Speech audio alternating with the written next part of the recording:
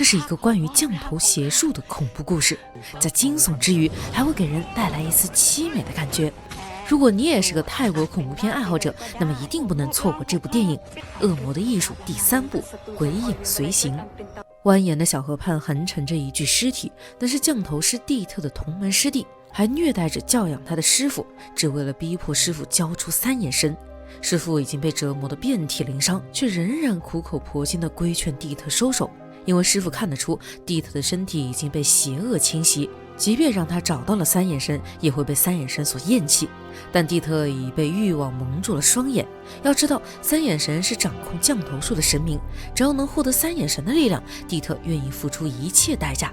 他深深地钻开了师傅的头骨，兴奋地期待着3眼神从大脑中钻出，可挑开头骨一看，才发现3眼神根本就不在师傅身上。即便如此，蒂特还是杀死了师傅。被称为神明使者的大象发出阵阵悲鸣，这欺师灭祖之人实在叫人寒心。小河的下游汇聚成一片平静的水域，一名得道高僧每天都会来此讲经，试图让一个深陷仇恨的男孩得到救赎。男孩名叫阿塔，他和朋友们曾被教练性侵，于是几人求到降头师跟前，用降头术实现了血淋淋的复仇。高僧告诉阿塔，降头术就像一把刀子，刀子本身并不邪恶，邪恶的是使用它的人。人一旦作恶，便会得到报应，不是不报，而是时候未到。如果还不回头，便会深陷无边地狱。阿塔的小姨盼盼是精神病院的护工，塔内时不时会举办招魂仪式，因为泰国人极度信奉鬼神，他们认为疯癫的人是被夺取了魂魄。这里住着一个怀孕的女人潘娜，盼盼每天都会来看她，确认她是否好好的活着。老公欧弟风雨不改地接送盼盼上下班，但今天下班后不能直接回家，两人还得去车站接阿塔。阿塔已经10年没见外公一家，自从父亲再婚之后，他便跟着父亲一起搬走了。看到许久未见的曾外祖母，阿塔思念其母亲，他俯身跪拜，恍惚间，长此于世的母亲仿佛又回到了他身边。他跟着外公去盐庄干活，无意中在盐堆中发现一具干尸，将他吓得脚软。但外公却很淡定，因为这具尸体是他在10年前亲手埋进去的，是他那枉死的可怜女儿。原来外公和蒂特是老相识，女儿死去后不久，蒂特便告诉他，降头术中有能让人死而复生的换魂仪式，只要找到合适的活人肉身，窃取其灵魂，女儿便能在另一具肉体中重生。而阿塔的继母潘娜就是最合适的人选。在阿塔8岁时，外公就尝试过换魂仪式，一切都准备就绪，只要阿塔念出召唤母亲灵魂的咒语，就能大功告成。可年幼的阿塔却怎么也不愿配合，还被吓得一病不起，忘却了这一段记忆。外公希望长大成人的阿塔能鼓起勇气念出咒语，还将写着咒语的手绢递给了他。但善良的阿塔不想用牺牲别人的方式让母亲重生，他的内心十分纠结。就在这时，小姨盼盼拿出了阿塔母亲的日记本，这个本子她藏了10年，因为姐姐叮嘱过她，一定要等阿塔长大才能将本子交给她。阿塔打开日记本，透过母亲娟秀的字体，看见了一段尘封的往事。阿塔出生之后，母亲杜安的身体变得很虚弱，但胜在家人和乐，丈夫体贴。她每天喝着丈夫清酿的药酒，觉得十分幸福美满。但很快，这一切美满都将化为泡沫，只因一个名叫潘娜的美丽女人。由于妹妹盼盼要备考护士执照，熟人向丈夫推荐了潘娜当辅导老师。她经常来家中辅导盼盼，丈夫便干脆留她常住，而她也每天悉心打扮，和丈夫出双入对。她对丈夫说想买地，丈夫便以10分便宜的价格卖给她一块地，两人已然萌发出隐而不发的暧昧。婆婆看出了丈夫的心思，全力支持她将潘娜纳作小妾，但她觉得就算是明媒正娶，潘娜都不一定愿意，更何况是做小妾。于是婆婆给丈夫出了个主意。就在那晚，杜安突然咳嗽不止，口鼻流血，不久后尸身便被埋进了盐堆里。送别时丈夫没来，因为他心虚，为了给潘娜腾位置，他在药酒中下毒，毒死了自己的妻子。得知真相后，阿塔悲伤至极，他呆呆着流着眼泪，思念着可怜的母亲。他并不知道母亲的鬼魂一直在他身边。枉死之人放不下仇恨，更放不下爱，尤其是舐犊之情。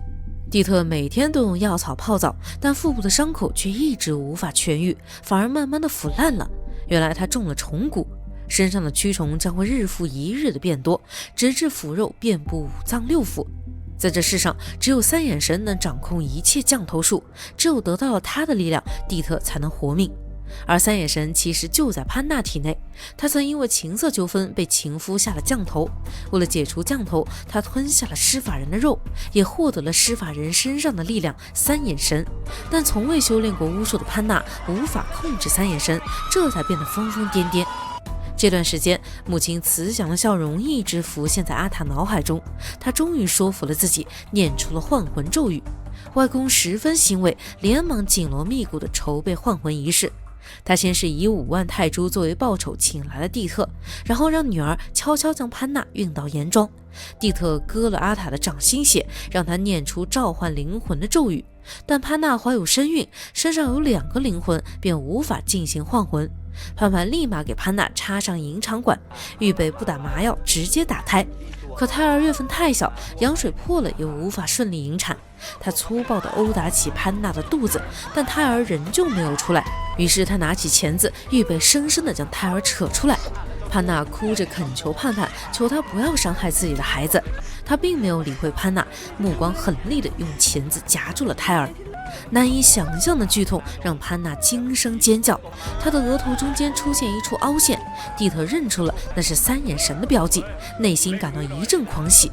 胎儿被夹出体内的那一刻，潘娜的灵魂离开了身体，杜安的尸体也剧烈震动起来，只有阿塔能换回母亲的灵魂。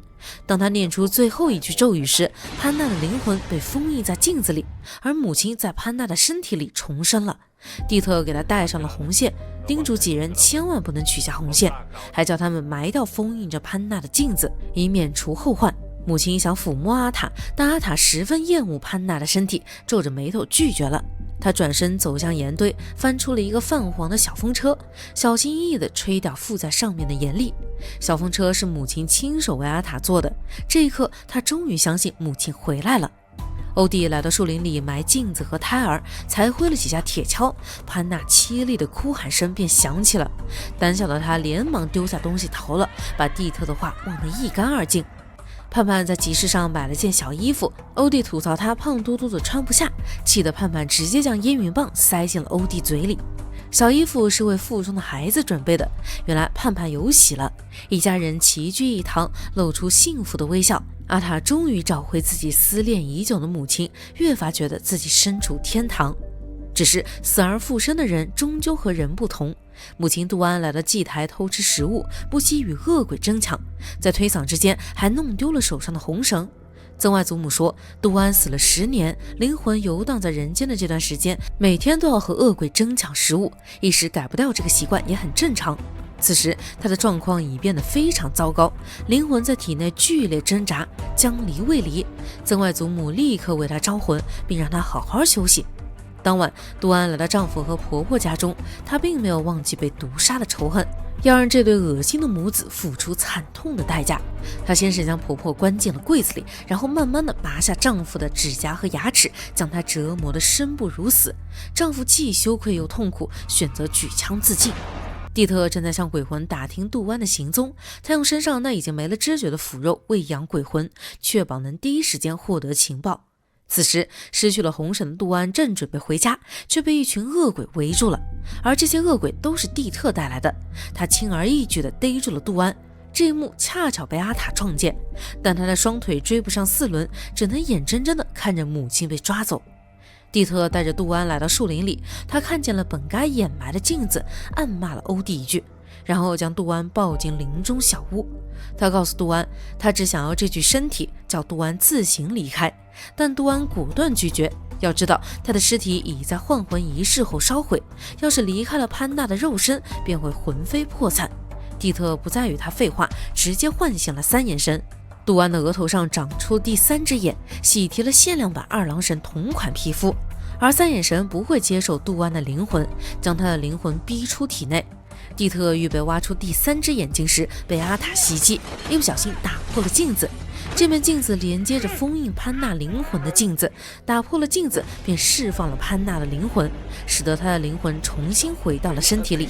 而潘娜是真正被三眼神选中的人，只需一瞪眼，蒂特的颈动脉便爆开了，属实是物理意义上的用眼神杀人。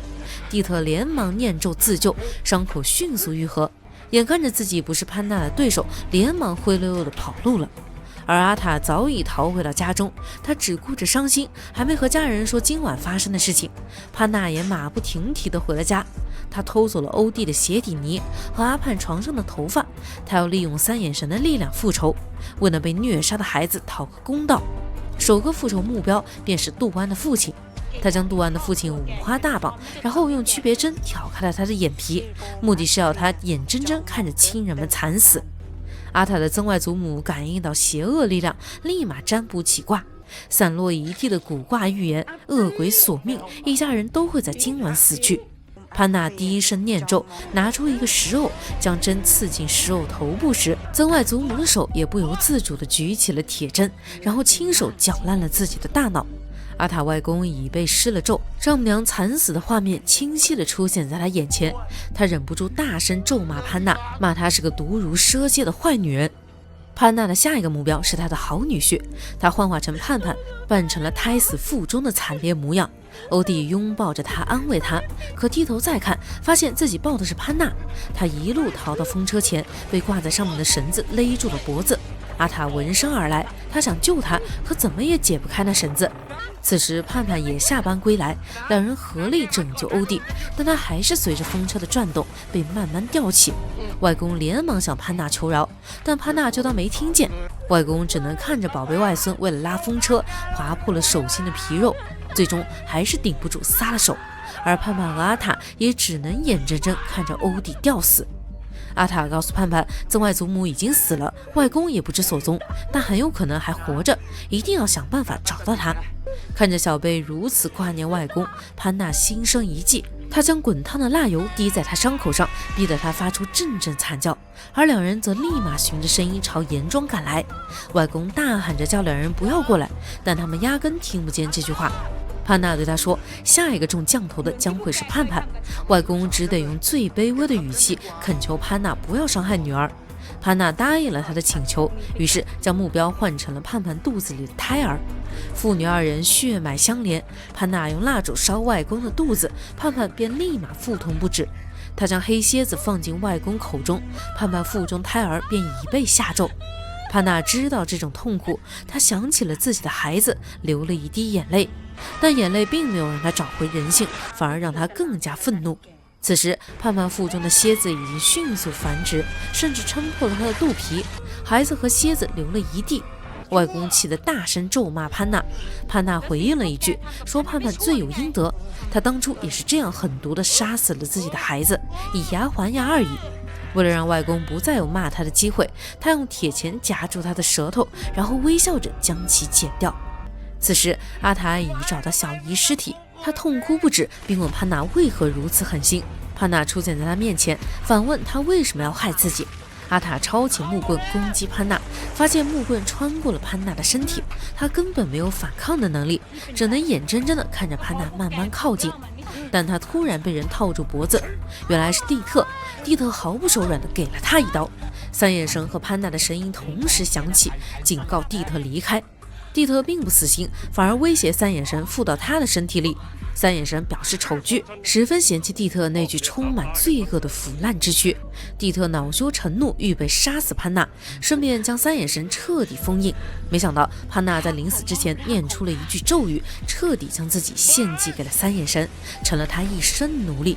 紧接着潘娜瞬间满血复活，她口中念起咒语，让蒂特身上的腐肉迅速蔓延，最终将他变成了一堆烂肉。